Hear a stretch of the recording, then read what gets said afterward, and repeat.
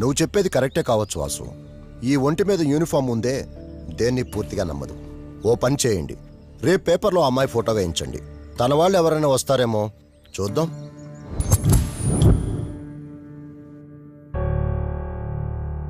మీ ఫోటోనే.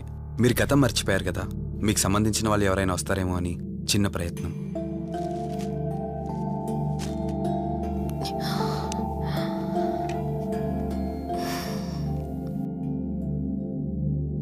ఒకవేళ ఎవరూ రాకపోతే? అయ్యో, అలా అంటారేంటండి, తప్పకుండా వస్తారు.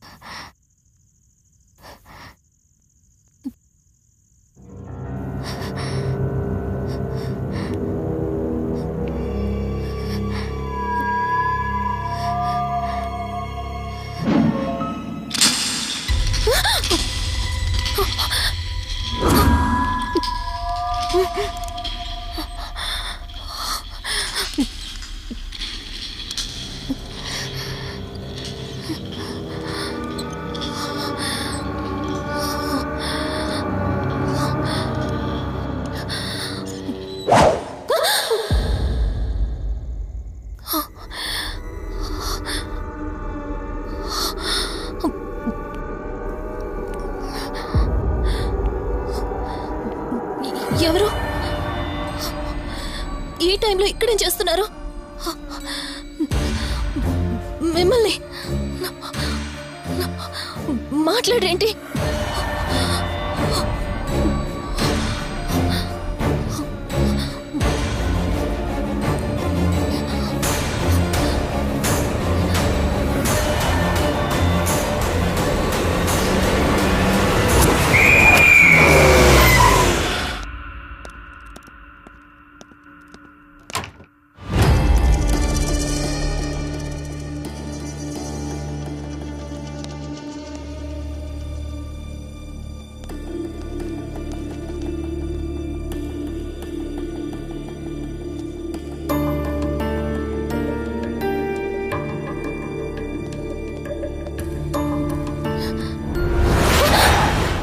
ఏయ్, నేను కార్తిక్ని.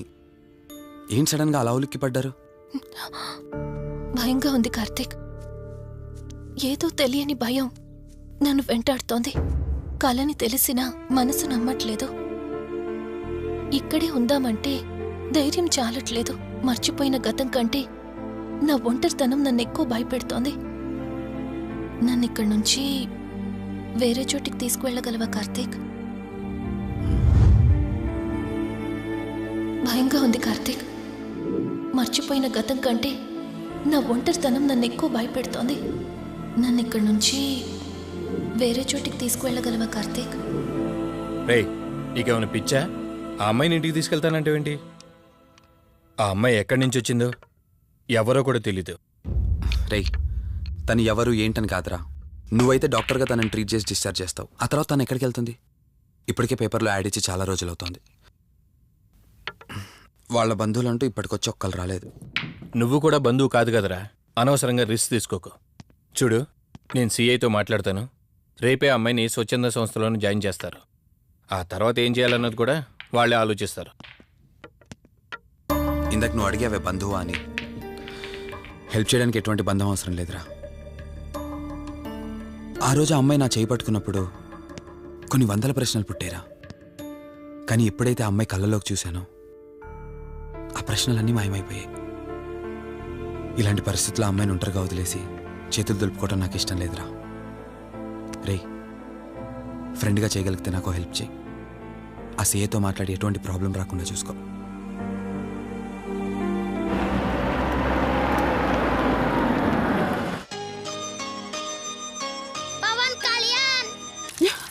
ఈ ట్యాప్ ఒకటి వస్తామని ఇరిటేట్ తెప్పిస్తుంది. వస్తున్నాను. అయ్యో, వస్తున్నానబ్బా. అమ్మయ్యా, వచ్చావా కార్తీక్? నువ్వు ఫోన్ చేసినప్పటి నుంచి ఆ ట్యాప్ కారుతూనే ఉంది. అది అలా కారుతూ ఉంటే సింక్ లో పడుతున్నట్టు లేదు, నా నెత్తి మీద పడుతున్నట్టుంది. దాన్ని త్వరగా బాగు చేయించు కార్తీక్.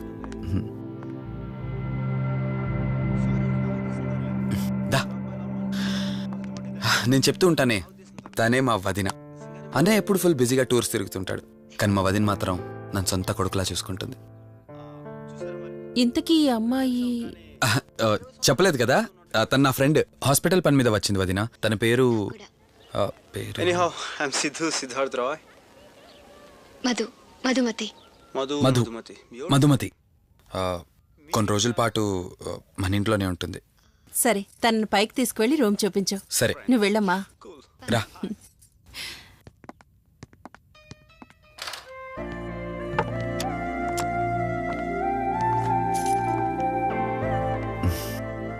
ఇదే నీ గది. ఎదురుకుండా ఉంది, అది నా బెడ్రూమ్. నీకు ఎటువంటి అవసరం వచ్చినా నన్ను అడగచ్చు. నీకు ఎటువంటి ఇబ్బంది ఉండదు. నాకు భయంగా ఉందని ఒక్క మాట చెప్పగానే ఏమీ ఆలోచించకుండా ఇంటికి తీసుకొచ్చారు. నా గురించి ఏమీ తెలియకుండానే ఎంతెందుకు చేస్తున్నారు? నాకు తెలిసిందల్లా ఒకటే, నేను చేస్తున్న పని నాకు కరెక్ట్ అనిపించింది, అందుకే చేస్తున్నాను. నేను కళ్ళు తెరిచిన తర్వాత చూసిన ప్రతి ఒక్కరూ మంచిగానే కనిపిస్తున్నారు. కానీ కార్తీక్ని చూసినప్పుడల్లా ఎన్నో సంవత్సరాల నుండి మా మధ్య అనుబంధం ఉన్నట్లు అనిపిస్తోంది. తన మాటలు వింటుంటే నాలో ఏదో తెలియని చిన్న ఆనందం కలుగుతోంది.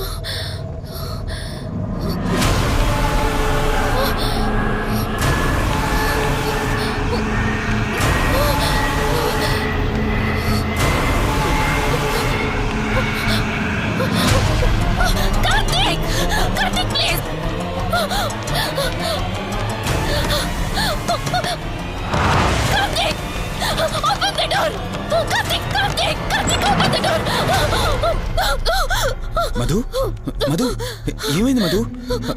అటు చూడు మధు ఏమైంది మధు?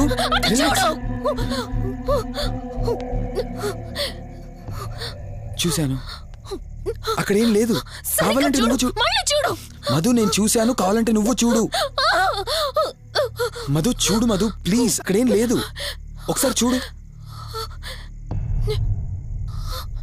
చెప్పాను అక్కడేం లేదని. నువ్వెందుకు కంగారు పడుతున్నావు? అయినా అసలు ఈ టైంలో బయటికి ఎవరు వెళ్ళమన్నారు? అది బయట ఏదో తలుపు కొట్టిన శబ్దం వినిపిస్తే. మధు సరే, నీకేదో శబ్దం వినిపించింది. అయినా నీకేదో డౌట్ ఉంటే నన్ను పిలిచి ఉండాల్సింది. అసలు ఒక్కదానిపై బయటికి ఎందుకు వెళ్ళావు? సర్లే, ఇక్కడ నుంచి ఏమైనా ప్రాబ్లం ఉంటే నాతో చెప్పు, సరేనా? Cool, everything will be all right. పద వెళ్దాం.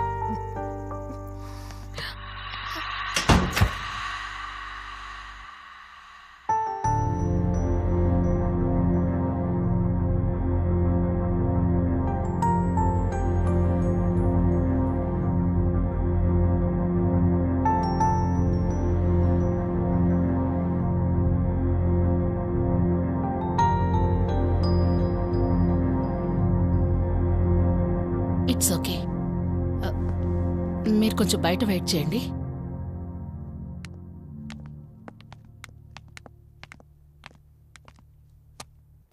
ఎలా ఉంది డాక్టర్? టెస్ట్లన్నీ చేశాను. Mental status, calcium levels and liver troubling, ఎందులోనూ ఎలాంటి ప్రాబ్లం అయితే కనపడలేదు. రిపోర్ట్స్ అన్నీ నార్మల్గానే ఉన్నాయి. మరి ఎందుకు భయపడుతున్నట్టు డాక్టర్? అదే నాకు అర్థం కావడం లేదు. లాస్ ఆఫ్ మెమరీ పేషెంట్స్ని చాలా మందిని చూశాను, బట్ షీఈస్ డిఫరెంట్. ప్రస్తుతానికి కొన్ని మెడిసిన్స్ అయితే రాసిస్తాను. షూర్. వాడి చూడండి. డెవలప్మెంట్ ఉంటే ఓకే, లేదంటే ఫర్దర్ ట్రీట్మెంట్ ఏంటన్నది తర్వాత ఆలోచిద్దాం. Okay doctor. Thank you doctor. Okay. వదినా బయలుదేరదామా? చెప్పరా వాసు. రేయ్, అర్జెంటుగా బయలుదేరి నా హాస్పిటల్కి రా. ఏరా, ఎనీథింగ్ సీరియస్? అలాంటిదేం లేదు, నువ్వు ముందు బయలుదేరా. సరేరా, వస్తున్నాను. వదినా, మీరు తనని ఇంటికి తీసుకెళ్ళండి, నేను వెళ్ళి వాసన కలిసేసి వస్తాను. సరే. ఎరా ఫోను నువ్వు? ఏంటి, నన్ను చూడగానే ఫేస్లో ఎక్స్ప్రెషన్ చేంజ్ అయింది? కొత్త కాపురం ఎలా ఉంది? అంతా హ్యాపీయేనా? కొత్త కాపురం ఏంటి సార్? నీ హీరోయిన్ని ఇంటికి తీసుకెళ్ళావంట కదా? అంకుల్ ప్లీజ్, వాడు అలాంటి వాడు కాదని నేను మీకు ముందే చెప్పాను. మీరు అనవసరంగా అనుమానిస్తారు. సరే సరే, నేను ఎందుకు వచ్చానో ఇప్పుడు నీకు చెప్పలేదు కదా. ఆ అమ్మాయి డీటెయిల్స్ అన్ని స్టేషన్స్కి ఫార్వర్డ్ చేశాను. కేసు ఫైల్ చేసి 5 days అవుతున్నా ఇంతవరకు తన సంబంధికులు ఎవరూ బయటకు రాలేదు. సరే చూద్దాం, వెళ్ళొస్తాను. ఇంకో 5 days వెయిట్ చేస్తా, తర్వాత నీతోనే స్టార్ట్ చేస్తా enquiry.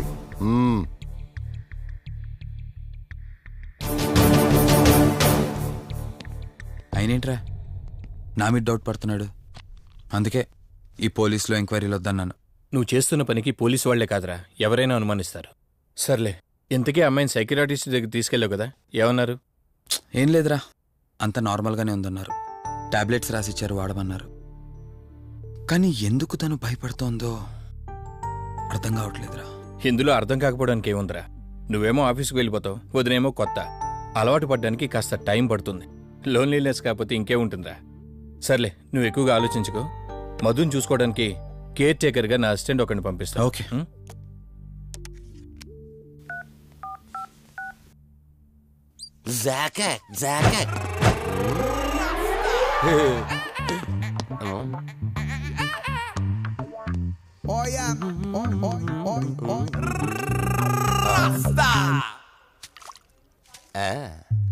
Rose rose rose rose piece అదిరిపోయింది.